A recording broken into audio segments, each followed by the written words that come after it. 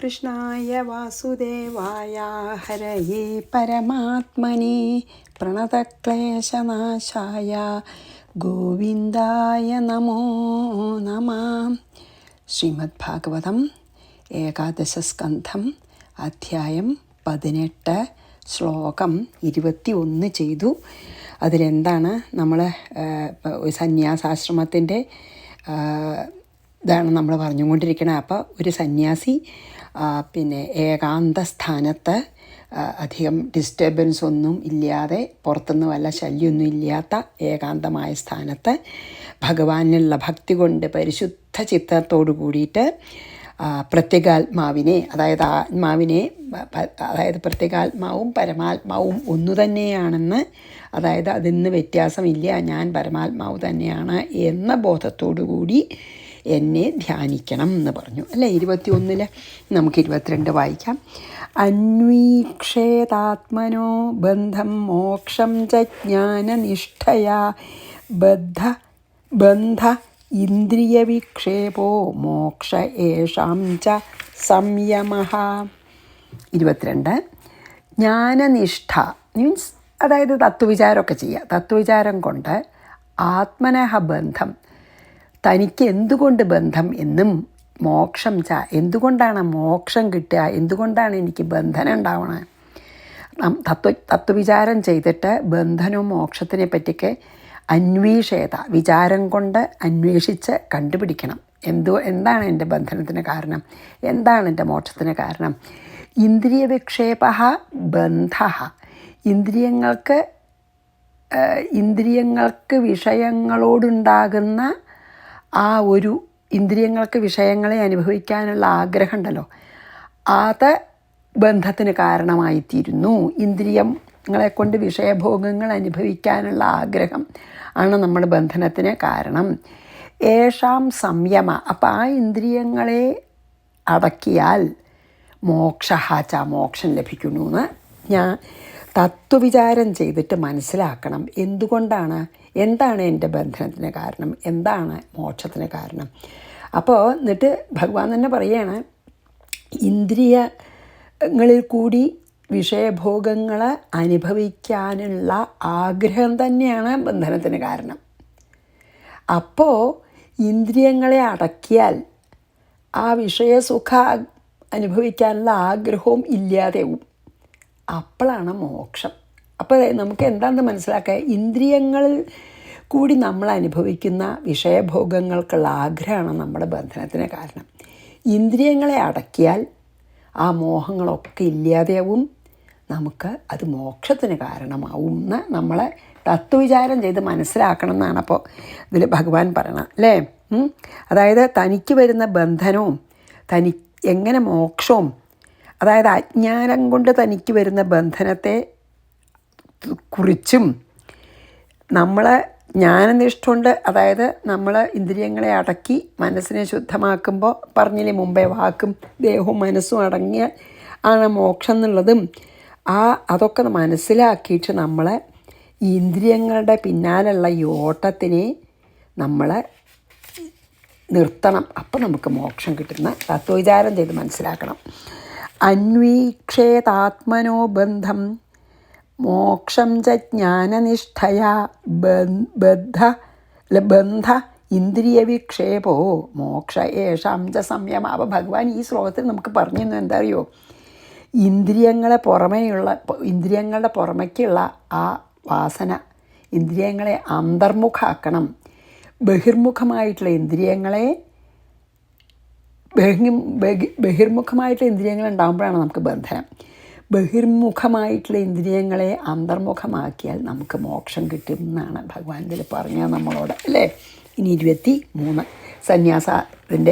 സന്യാസിയുടെ പറയണതിൻ്റെ അർത്ഥം നമുക്ക് ഇൻഡയറക്റ്റായിട്ട് പറഞ്ഞു തരാണല്ലോ.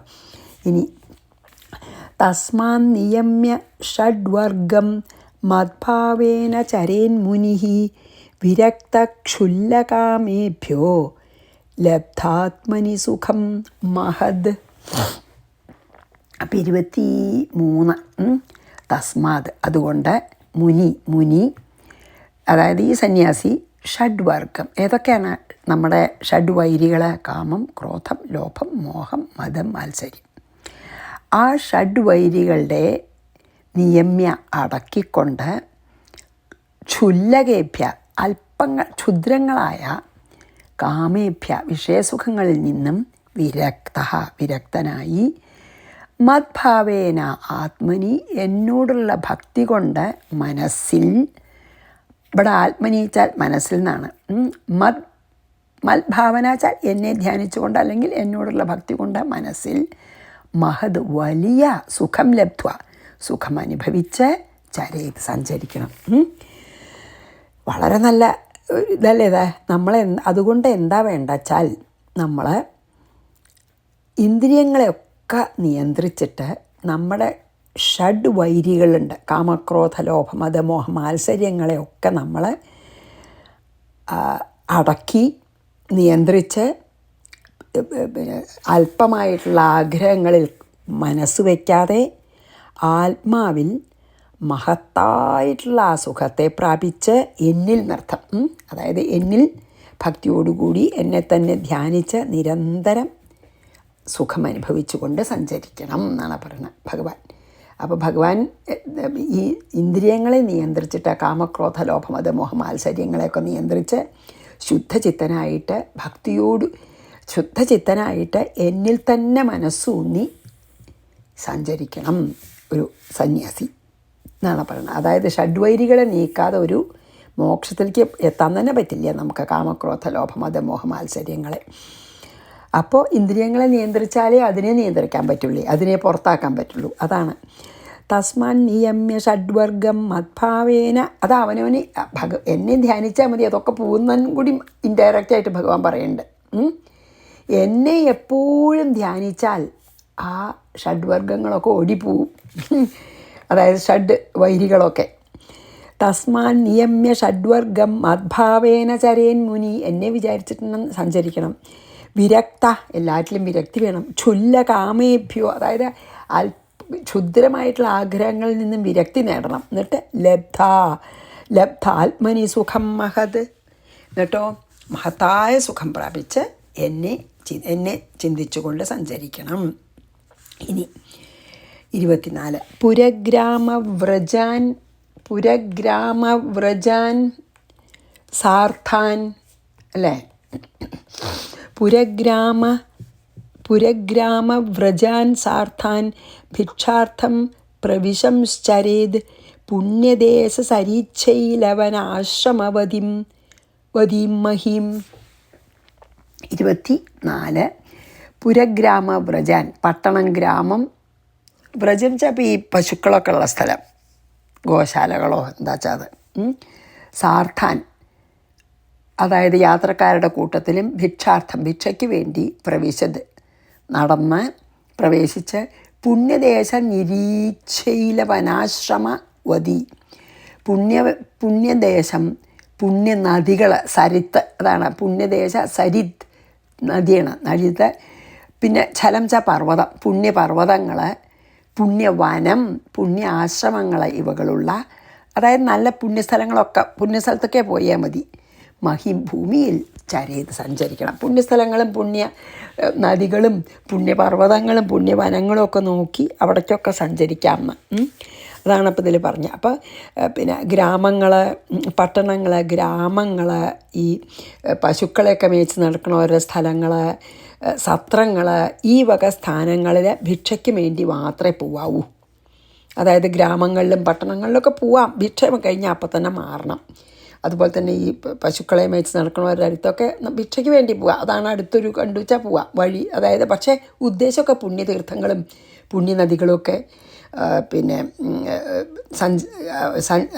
സന്ദർശിക്കലാണ്. പക്ഷെ അതിൻ്റെ ഇടയിൽ ഇങ്ങനെ ഗ്രാമങ്ങളും പട്ടണങ്ങളൊക്കെ വരുമല്ലോ, അപ്പോൾ അവിടെയൊക്കെ ഭിക്ഷയ്ക്ക് മാത്രം പോയിട്ട് തിരിച്ചു വരണം എന്നാണ് പറയുന്നത്. ഈ വക സ്ഥാനങ്ങളൊക്കെ ഭിക്ഷയ്ക്ക് വേണ്ടി മാത്രം പോവുക. എന്നിട്ട് പുണ്യദേശങ്ങൾ, പുണ്യനദികൾ, പുണ്യപർവ്വതങ്ങൾ, പുണ്യവനങ്ങൾ, പുണ്യ ആശ്രമങ്ങൾ ഒക്കെ ആയിരിക്കണം സഞ്ചരിക്കുന്ന സ്ഥലം. ഇടയ്ക്ക് ഈ ഗ്രാമങ്ങളും വനങ്ങളും ഇതൊക്കെ ഉണ്ടാവുമല്ലോ, അതൊക്കെ ഉണ്ടെങ്കിൽ ഭിക്ഷയ്ക്ക് വേണ്ടി അവിടെ പോയിട്ട് തിരിച്ച് ലക്ഷ്യത്തിലേക്കുള്ള യാത്ര തുടരണം. പുരഗ്രാമവ്രജാൻ സാർത്ഥാൻ ഭിക്ഷാർത്ഥം പ്രവിശംശ്ചരേത് പുണ്യദേശസരിച്ഛൈലവനാശ്രമവതിം മഹിം വാനപ്രസ്ഥാശ്രമപദ്വേഷ്വഭീക്ഷ്ണം ഭൈക്ഷ്യമാചരേത് സംസിദ്ധ്യത്യാശ്വസമ്മോഹ ശുദ്ധസത്വശിലാന്ധസ. 25 ശിലാന്ധസ, അതായത് പാപം ചെയ്യാതെ ലഭിച്ച അന്നം കൊണ്ട് ശുദ്ധസത്വ, അതായത് ഒന്നിനെയും ഉപദ്രവിക്കുകയൊന്നും ചെയ്യാതെ എതിർച്ചയാന്ന് തന്നെ പറയാം, കിട്ടിയിട്ടുള്ള ഭക്ഷണം കൊണ്ട് ശുദ്ധസത്വ ചിത്തം ശുദ്ധി പ്രാപിച്ചവനായി അസമ്മോഹ, അതായത് മോഹങ്ങളില്ലാതെയായി, മോഹം എല്ലാം ത്യജിച്ച് ആശു സംസിദ്ധ്യതി, ഉടനെ മോക്ഷം പ്രാപിക്കുന്നു. വാനപ്രസ്ഥാശ്രമ പദേഷു, ആയതിനാൽ വാനപ്രസ്ഥന്മാരുടെ ആശ്രമങ്ങളിൽ അഭീക്ഷം വീണ്ടും വീണ്ടും ഭിക്ഷാം ചരേത്, ഭിക്ഷയാചിക്കാം. അപ്പോൾ ഈ ഇതിലൊരു കാര്യം പ്രത്യേകം പറയുകയാണ്. എന്താ അറിയോ, വാനപ്രസ്ഥം ആശ്രമത്തിലുള്ളവരുടെ, വാനപ്രസ്ഥാശ്രമത്തിൽ ഇരിക്കുന്നവരുടെ ആശ്രമങ്ങളിൽ പോയിട്ട് ഭിക്ഷ എടുത്താൽ വളരെ നല്ലതാണ്. കാരണം അവരൊന്നിനെയും കൊന്ന് അല്ലെങ്കിൽ ഉപദ്രവിച്ചിട്ടുള്ള അന്നം അവരുടെ കയ്യിൽ ഉണ്ടാവില്ല. അപ്പോൾ വാനപ്രസ്ഥാശ്രമം അനുഷ്ഠിക്കുന്നവരടുത്ത് പോയി ഭിക്ഷ എടുത്താൽ നല്ലതാണെന്ന്. ഇങ്ങനെ ആയാൽ വാനപ്രസ്ഥൻ്റെ ഈ ശിലോഞ്ചവൃത്തി പറഞ്ഞില്ലേ, വീണ് കിടക്കണത്, പീഡികത്തിണ്ണയിൽ കിടക്കണത്, കൃഷിസ്ഥലത്ത് വീണ് കിടക്കണത് ഒക്കെ അവർ എടുക്കുള്ളൂ. അപ്പോൾ അവരുടെ നിന്ന് മേടിച്ചാൽ നമുക്ക് പേടിക്കാനില്ല, ആരെയും ഉപദ്രവിച്ചിട്ടാവില്ല എന്ന് ഉറപ്പാണ്. അതാണ് വാനപ്രസ്ഥൻ സാധാരണ ശിലോഞ്ചവൃത്തി കൊണ്ടൊക്കെ സമ്പാദിച്ച ശുദ്ധമായ അന്നവും. അതുകൊണ്ടാണ് അവിടെ ഭിക്ഷ എടുക്കാമെന്ന് പറഞ്ഞത്. അങ്ങനെ വാനപ്രസ്ഥന്മാരുടെ പറ്റുന്നത്ര വാനപ്രസ്ഥന്മാരുടെ നിന്ന് ഭിക്ഷയൊക്കെ മേടിച്ച്, അതായത് പരിശുദ്ധമാവും അത്. അങ്ങനെ പരിശുദ്ധനായിട്ട് മോഹം നിന്ന് മുക്തി പ്രാപിച്ചവനായിട്ട് വേഗത്തിൽ ഇങ്ങനത്തെ ഒരു സന്യാസി മോക്ഷത്തെ പ്രാപിക്കും. എല്ലാത്തിലും അത്ര കെയർഫുള്ളാണ്. ശുദ്ധമായിട്ടുള്ള ഭക്ഷണമേ കഴിക്കുള്ളൂ, അത് ഒരാളെ ഉപദ്രവിച്ചിട്ടുള്ളത് വയ്യ, അങ്ങനെ പറഞ്ഞില്ലേ നമ്മൾ മുമ്പേ. അപ്പം അങ്ങനെ ജീവിക്കണ സന്യാസി വേഗം മോക്ഷത്തിലേക്ക് എത്തും, മോക്ഷം കിട്ടും എന്ന് പറയുകയാണ്. വേഗത്തിൽ മോക്ഷസിദ്ധി ഉണ്ടാവും എന്ന് പറയാം അങ്ങനത്തെ ഒരു സന്യാസിക്ക്. അപ്പോൾ അവർ റെക്കമെൻഡ് ചെയ്യണം സന്യാസിമാർ വാനപ്രസ്ഥാശ്രമത്തിലുള്ളവരെന്നാണ് ഭിക്ഷ പറ്റുന്നത്രയും കിട്ടുന്നത്. കാരണം വാനപ്രസ്ഥാശ്രമികൾ ഈ ശിലോഞ്ചവൃത്തി കൊണ്ടൊക്കെയാണ് അവരുടെ അന്നം സമ്പാദിക്കുക. അപ്പോൾ അവരിൽ നിന്ന് മേടിച്ചാൽ നമുക്ക് അശുദ്ധി പേടിക്കാനില്ല. അപ്പോൾ അങ്ങനെയൊക്കെ കഴിച്ച് വളരെ ശുദ്ധമായിട്ടുള്ളതൊക്കെ കഴിച്ചിട്ട് ചിത്തം ശുദ്ധമായി തീർന്നാൽ അധികം താമസിയാതെ മോക്ഷം ലഭിക്കും സന്യാസിക്ക്. വാനപ്രസ്ഥാശ്രമ പദേഷ്വഭീക്ഷ്ണം ഭൈക്ഷ്യമാചരേത് സംസിദ്ധ്യത്യാശ്വസമ്മോഹ ശുദ്ധസത്വശിലാന്ധസ.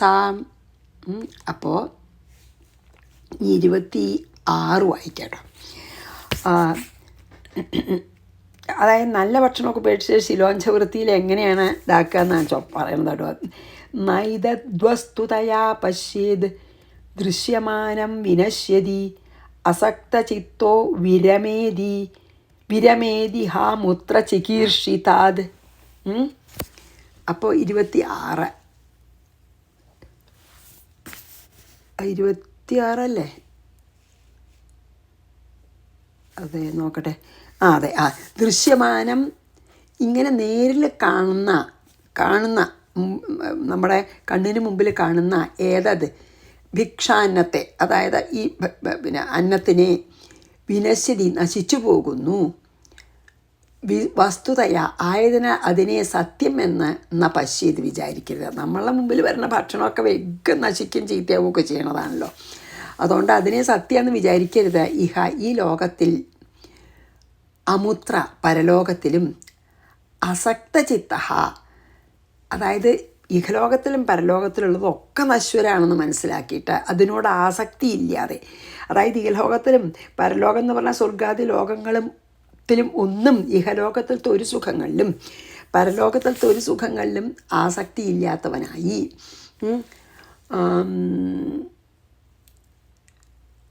അങ്ങനെ ആസക്തി ഇല്ലാത്തവനായി തീരാൻ വേണ്ടി ചികീർഷിത, പ്രവർത്തിക്കുവാനോ ആഗ്രഹിച്ച കാര്യത്തിൽ നിന്നും വിരമിക്കണം. അതായത് മുഴുവൻ വിരക്തി വേണമെന്ന് പറയുകയാണ്. അതായത് 26 എന്താ പറയുകയെന്ന് വെച്ചാൽ, ഈ കാണപ്പെടുന്ന ദൃശ്യപ്രപഞ്ചവും ഇനി പരലോകവും സ്വർഗാദി സുഖങ്ങളും ഒന്നും സത്യമല്ല എന്ന് മനസ്സിലാക്കണം. എന്താ വെച്ചാൽ അതൊക്കെ നശ്വരാണ്. അതുകൊണ്ട് ഒന്നിലും ആസക്തിയില്ലാത്തവനായി എല്ലാ ഈ ഇഹത്തിലത്തെയും പരത്തിലത്തെയും എല്ലാ സുഖങ്ങൾക്ക് വേണ്ടിയിട്ടുള്ള എല്ലാ പ്രയത്നത്തിൽ നിന്നും പിന്മാറണം. എല്ലാം നശ്വരാണ്. നമ്മൾ ഈ ദൃശ്യപ്രപഞ്ചത്തിലത്തെ എല്ലാം നശ്വരാണ്.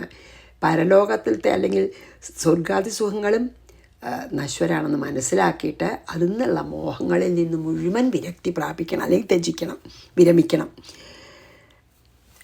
ഇനി 26 വായിച്ച് 27.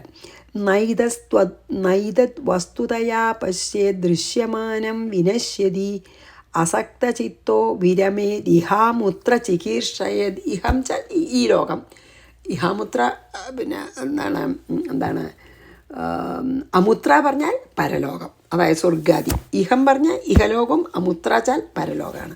ഇനി 27. യദേതദാത്മനി ജഗൻ മനോവാക് പ്രാണസംഹതം സർവം മായേതി തർക്കേണ സ്വസ്ഥത്യുക്ത്വാ ന തത്സ്മരേത്. എല്ലാം മായെന്ന് വിചാരിക്കണമെന്ന് പറയാണ്. യദ് ഏതദ് ജഗത്, എൻ്റേത് എന്ന വിചാരത്തിന് ഒരു ഉറവിടമായ, ഞാൻ എൻ്റെ എന്നുള്ള വിചാരത്തിന് ഉറവിടമായ ഈ ദൃശ്യപ്രപഞ്ചം മനോവാക് പ്രാണസംഹതം, മനസ്സ് വാക്ക് പ്രാണൻ ഇവകളോട് കൂടിയതും ഞാൻ എന്ന വിചാരത്തിന് കാരണമായ ശരീരവും ആയതിനാൽ ഉണ്ടാകുന്ന സുഖങ്ങളെല്ലാം എന്തൊക്കെയുണ്ടോ അതെല്ലാം സർവം ആത്മനി മായ, ഈ ആത്മാവിൽ മായയാൽ അധ്യാസം ചെയ്തതാണെന്ന്. മായ ഈ ആത്മാവിനെ മറച്ചവിടെ വയ്ക്കുന്നതാണ് ഈ കാണുന്ന ദൃശ്യപ്രപഞ്ചം. നമുക്കുണ്ടോ തോന്നിക്കും ചെയ്യല്ലേ? മായ അങ്ങനെയാണല്ലോ, ആവരണവും വിക്ഷേപവും ഉണ്ട്. ആവരണം എന്താ? നമ്മളെ ശരിക്കും നമ്മൾ ആത്മാവാദിനെ ഇങ്ങോട്ട് മറയ്ക്കും, ഒരു ദൃശ്യപ്രപഞ്ചത്തിന് വിക്ഷേപം ചെയ്യും, അധ്യാസം. ഇതി തർക്കേണ എന്ന സ്വപ്നത്തിൻ്റെ ദൃഷ്ടാന്തം ഓർമ്മിച്ചിട്ട്, അതായത് സ്വപ്നം കാണുമ്പോൾ ശരിയാ തോന്നും, ഉണർന്നാൽ ആ യഥാർത്ഥല്ലേ. അതുപോലെയാണ് ഞാൻ ആത്മാവാണ്, ഇത് മായ എന്നിൽ ചെയ്യുന്ന ഒരു സ്വപ്ന സദൃശമായിട്ടുള്ള ഒരു ഫീലിംഗാണ് ഈ പ്രപഞ്ചം എന്ന് മനസ്സിലാക്കിയിട്ട് സ്വപ്നമായിട്ട് കമ്പയർ ചെയ്തിട്ട് പറയണ്ടേ. അതാണ് ഇതി തർക്കേണ. തർക്കം വെച്ചാൽ എന്താ? നമ്മളത് മനസ്സിനെ യുക്തിപൂർവം സ്ഥാപിക്കുക. സ്വസ്ഥ ത്യക്ത്വ, ആത്മനിഷ്ഠനായിട്ട് തീർന്ന് ഈ അധ്യാസത്തിനെ, മായ നമ്മളിൽ ഏൽപ്പിക്കുന്ന ഈ ഭ്രമത്തിനെ ത്യജിച്ച് തദ്ന സ്മരേത്, വീണ്ടും അതിനെ സ്മരിക്കരുത്, ഈ ലോകം സത്യമെന്ന് സ്മരിക്കരുതെന്ന് പറയുകയാണ്. എത്ര ബുദ്ധിമുട്ടുള്ള കാര്യമാണ് നമുക്ക് പറഞ്ഞു തരുന്നത്. പക്ഷെ നമുക്ക് മനസ്സിലാക്കിയെങ്കിലും ചെയ്യാം. എന്താ അറിയോ, നമുക്ക് ശരിയാണെന്ന് അല്ലെങ്കിൽ സത്യമാണെന്ന് തോന്നുന്ന ഈ ലോകം എൻ്റെ അജ്ഞാനം കൊണ്ട് തോന്നുകയാണ്. ഇത് ശരിക്കും മിഥ്യയാണ്, സ്വപ്നം പോലെ മാത്രമേ ഉള്ളൂ. പക്ഷെ എനിക്ക് തോന്നുന്നുണ്ട് അതെൻ്റെ അജ്ഞാനം കൊണ്ടാണ്. കാരണം ഞാൻ ആത്മാവാണെന്നുള്ള എനിക്ക് ആ അനുഭവം ഇല്ലാത്തതുകൊണ്ടാണ് എനിക്കിത് ശരിയാ തോന്നണത്. ഇത് ശരിക്കും ശരിയല്ല, സ്വപ്നം പോലെ മാത്രമേ ഉള്ളൂ എന്ന് നമുക്ക് മനസ്സിലാക്കിയെങ്കിലും ചെയ്യാം. അല്ലാതെ നമുക്കത് അനുഭവമാവണമെങ്കിൽ ഈശ്വര കൃപ തന്നെ വേണമല്ലോ. അറ്റ്ലീസ്റ്റ് നമുക്ക് ഈ ഭാഗവതത്തിന് മുമ്പിൽ വന്നതുകൊണ്ട് അത് മനസ്സിലാക്കെങ്കിലും ചെയ്യാം. എന്താ, ഇതൊന്നും എനിക്കിപ്പോൾ ശരിയാ തോന്നണത് ഒന്നും ശരിക്ക് സ്വപ്നം പോലെയുള്ളൂ, അതെൻ്റെ അജ്ഞാനം കൊണ്ട് എനിക്ക് ശരിയാ തോന്നുകയാണ്. എനിക്ക് എപ്പോഴാണ് ഞാൻ ആത്മാവാന്നുള്ള അനുഭവം ഉണ്ടാവണം, അന്ന് എനിക്കിത് വെറും സ്വപ്നം പോലെ തോന്നുന്നത് മനസ്സിലാക്കിയെങ്കിലും ചെയ്യാമല്ലോ. അതാണ് ഇപ്പോൾ ഇതിൽ പറയണത്. മനസ്സും വാക്കും പ്രാണങ്ങളും ഇതൊക്കെ അടക്കമുള്ള ഈ ജഗത്തുണ്ടല്ലോ, അതൊക്കെ ആത്മാവിൽ മായയാൽ കൽപ്പിക്കപ്പെട്ട വെറും ഭ്രമാണ്, സ്വപ്നം പോലെ ആണ്. അതെന്ന് അറിഞ്ഞ് ഉപേക്ഷിച്ച് ആനന്ദസ്വരൂപമായ ആത്മാവിൽ നിഷ്ഠയോടുകൂടിയവനായിട്ട് ഈ ജഗത്തിനെ പറ്റിയിട്ടുള്ള വിചാരം തന്നെ ത്യജിക്കണം എന്നാണ് പറഞ്ഞത്. അതാ നമ്മളോട് പറയുകയാണ് ഭഗവാൻ. എന്താ അറിയോ, ഉദ്ധവനോട് പറയുമ്പോൾ നമ്മളോട് പറയുകയാണ്, ഈ മനസ്സും വാക്കും പ്രാണങ്ങളും അടക്കമുള്ള ഈ ദൃശ്യപ്രപഞ്ചം ഒന്നും സത്യമല്ല. അതൊക്കെ നമുക്ക് ആത്മാവിൽ മായ കൽപ്പിക്കുന്നൊരു ഭ്രമം മാത്രമാണ്. അത് നമുക്ക് സ്വപ്നം പോലെ മാത്രമേ ഉള്ളൂ എന്ന് അറിഞ്ഞ് നമ്മൾ ഈ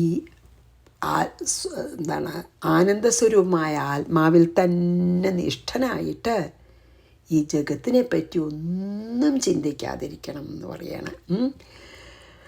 യദേതദാത്മനി ജഗൻ മനോവാക് പ്രാണസംഹതം സർവം മായേതി തർക്കേണ സ്വസ്ഥത്യുക്ത്വാ ന സ്മരേത്. സ്മരിക്കേ പാടില്ല ജഗത്തിനെ. കാരണം സത്യമില്ലാത്തൊരു കാര്യം സ്മരിച്ചിട്ട് എന്താ കാര്യം അല്ലേ? 28 ജ്ഞാനനിഷ്ഠോ വിരക്തോ വാ മദ്ഭക്തോ വാനപേക്ഷകഃ സലിംഗാനാശ്രമം ത്യക്ത്വാ ചരേദവിധിഗോചരഃ.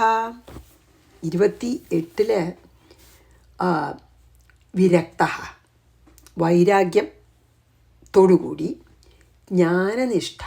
ജ്ഞാനനിഷ്ഠനായിട്ടോ അനപേക്ഷക മോക്ഷത്തിനും കൂടിയും ആഗ്രഹം ഇല്ലാതായിട്ട്, ഒന്നിലും ആഗ്രഹമില്ലാത്തവനായിട്ട്, മദ്ഭക്തം എന്നിൽ ഭക്തിയെ ഉറപ്പിച്ച്, അവിധി ഗോചര വിധികളാൽ വിധി കൊണ്ട് നിയന്ത്രിതനാകാതെ, സലിംഗാൻ ആശ്രമാൻ ആശ്രമധർമ്മങ്ങളിൽ ഭാഗം ആശ്രമധർമ്മങ്ങളെ അതിനോടും അറ്റാച്ച്മെൻ്റ് അരുത്. ഏതാശ്രമത്തിൽ വെച്ചാൽ അതിനുള്ള ധർമ്മങ്ങളൊക്കെ അനുഷ്ഠിക്കുക. ത്യക്ത്വ വിട്ട്, അതിനോടൊന്നും അറ്റാച്ച്മെൻ്റ് ഇല്ലാതെ അതിനെയൊക്കെ വിട്ട് സഞ്ചരിക്കണം. അതായത് ഇപ്പോൾ ഒരു സന്യാസി ചെയ്യാൻ പിന്നെ ഒരു ധർമ്മങ്ങളും അനുഷ്ഠിക്കേണ്ട ആവശ്യമില്ല.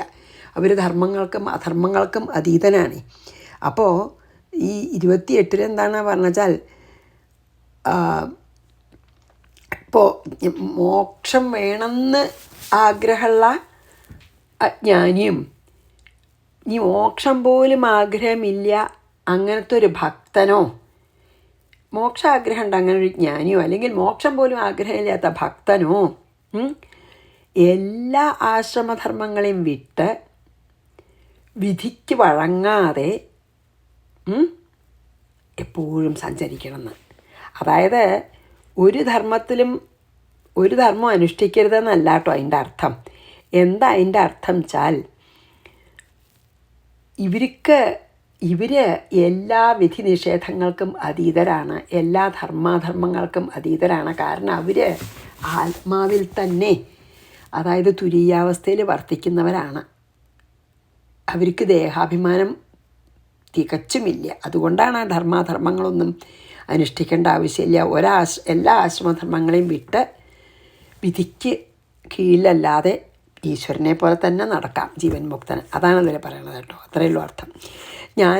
അല്ലാണ്ട് ഒന്നും അനുഷ്ഠിക്കേണ്ട അധർമ്മം ചെയ്ത് നടന്നോളൂ എന്നല്ല അർത്ഥം.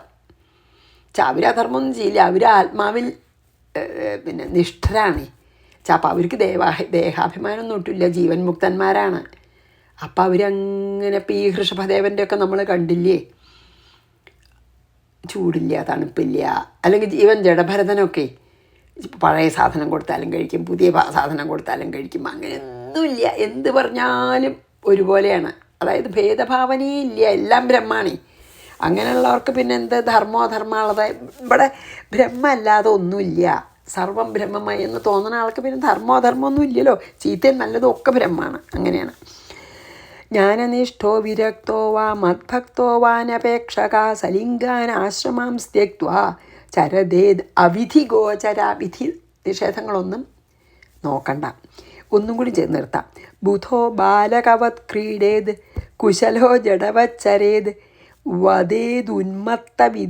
ഉന്മത്തവദ് വിദ്വാൻ ഗോചര്യം നൈഗമശ്ചരേത്. നമ്മളിത് മുമ്പേ ഏകദേശം ഇതുപോലെ പറഞ്ഞു. ബുധ വിവേകിയായിരുന്നാലും ബാലകവത്, അതായത് ജ്ഞാനം കൊണ്ട് ഒരു കുട്ടിയെപ്പോലെ നമ്മൾ പറഞ്ഞുവല്ലോ. ഒരു കുട്ടിക്ക് എന്താ, കുട്ടി അജ്ഞാനം കൊണ്ടാണ് നിഷ്കളങ്കത. മറ്റേ ജ്ഞാനിക്ക് സർവജ്ഞനായതുകൊണ്ടുള്ള നിഷ്കളങ്കത അതന്നെ ഇവിടെ പറയണം കേട്ടോ. നല്ല വിവേകമുള്ള ആളാണെങ്കിലും ബാലനെ പോലെ കുട്ടികളെ പോലെ ക്രീഡ ചെയ്ത് കളിക്കേണ്ടതാണ്. കുശല സമർത്ഥനായാലും ജഡനെ പോലെ നല്ല ബുദ്ധി ഉണ്ടെങ്കിലും ഒരു ബുദ്ധിയില്ലാത്ത മന്ദബുദ്ധിയെ പോലെ ഇരിക്കാം. ആഗ്രഹമില്ലാത്തവനായി ചരേത് അലയണം. ജഡഭരതനൊക്കെ അങ്ങനെയല്ലേ. വിദ്വാൻ പണ്ഡിതനാണെങ്കിലും ഉന്മത്തവദ്വതി ഭ്രാന്തനെ പോലെ, ആറാമത്തെ ഭ്രാന്തനെയൊക്കെ പോലെ. നൈഗമ വേദാർത്ഥങ്ങളെ അറിഞ്ഞിരുന്നാലും ഗോചര്യം ഒന്നും അനുഷ്ഠിക്കാതെ ചരേത് അനുഷ്ഠിക്കേണ്ടതാണ്. അതായത് എല്ലാറ്റിനും മീതിയായി പ്ലേ. അതാണ് ഇതിൽ പറഞ്ഞ 29 എന്താണെന്ന് വെച്ചാൽ നല്ല വിവേകവും ബുദ്ധിയും അറിവും ഉണ്ടെങ്കിലും ഒരു കുട്ടിയെപ്പോലെ മാനവും അവമാനവും ആപത്തും ഒന്നിനെപ്പറ്റിയും ആശങ്കപ്പെടാതെ ഒരു കുട്ടിയെപ്പോലെ ക്രീഡിക്കണമെന്ന്. ഇതൊക്കെ അറിയാച്ചാലും സർവജ്ഞനാണെങ്കിലും ഒരു അജ്ഞനായ കുട്ടിയെപ്പോലെ ക്രീഡിക്കണം. സമർത്ഥനാണെങ്കിലും ഒരു വിഡ്ഢിയെപ്പോലെ ജഡനെ പോലെ എന്ത് വരുന്നുള്ള ചിന്തയില്ലാതെ നടക്കണം. പിന്നെയോ വിദ്വാനാണെങ്കിലും ഭ്രാന്തനെ പോലെ ലോകത്തിൽ നടക്കണം. പിന്നെയോ വേദത്തിൽ നല്ല അറിവുള്ള ആളാണെങ്കിലും പിന്നെ എന്താ പറയുക, നിയന്ത്രിക്കപ്പെടാത്ത പശുക്കളെ പോലെ ഓരോ ഭാഗത്തു കൂടെ പോകണം എന്ന് വെച്ചാൽ എന്താ, സർവം ബ്രഹ്മമയായിട്ടുള്ള ഒരാൾക്ക് ഈ ദേഹം വീണവരെ എന്ത് ചെയ്താലും വിരോധമില്ല. കാരണം അവർക്ക് ഈ ദേഹം എന്നുള്ള ദേഹത്തിലിരിക്കുന്നുണ്ടെങ്കിലും അവർ ദേഹത്തിലിരിക്കണില്ല. ദേഹത്തിലിരുന്നും കൊണ്ട് ദേഹത്തിൽ നിന്നും വേർപെട്ടിരിക്കുന്ന ആളാണ്. അപ്പോൾ ദേഹത്തിൽ നിന്ന് സംഭവിക്കണമെന്നൊന്നുമില്ല. അതുകൊണ്ടാണ് അങ്ങനെ പറയണതേ. കുട്ടികളെ പോലെ ക്രീഡിക്കണം. ആപത്തോ മാനാവമാനങ്ങളോ ദുഃഖങ്ങളോ ഒന്നും നോക്കാതെ സമർത്ഥനാണെങ്കിലും ഒരു കണ്ട വിഡ്ഢിയ തോന്നും, അങ്ങനെ സഞ്ചരിക്കും. പിന്നെയോ നല്ല വിദ്വാനാണെങ്കിലും ഭ്രാന്ത് പറയണ പോലെ തോന്നും അല്ലേ. പിന്നെ വലിയ വേദവിജ്ഞാനിയാണെങ്കിലും പശുക്കളെ പോലെ, ഇപ്പോൾ നിയന്ത്രിക്കപ്പെടാത്ത പശുക്കളെ പോലെ അങ്ങനെ ഓരോ ദിക്കു കൂടെ ചരിക്കണം. അങ്ങനെ അത്രയ്ക്ക് സർവം ബ്രഹ്മമയാണെന്നാണ് പറയണത്. അപ്പോൾ 29 വായിച്ചിവിടെ നിർത്താം. ബുധോ ബാലകവത് ക്രീഡേത് കുശലോ ജഡവച്ചരേത് വദേതുന്മത്തവദ്വിദ്വാൻ ഗോചര്യം നൈഗമശ്ചരേത്. ശ്രീകൃഷ്ണാർപ്പണമസ്തു. സർവത്ര ഗോവിന്ദനാമ സങ്കീർത്തനം. ഗോവിന്ദ ഗോവിന്ദ. ഗുരുവായൂരപ്പ ശരണം. സമസ്താപരാധം ക്ഷമസ്വമേ ഗുരുവായൂരപ്പ.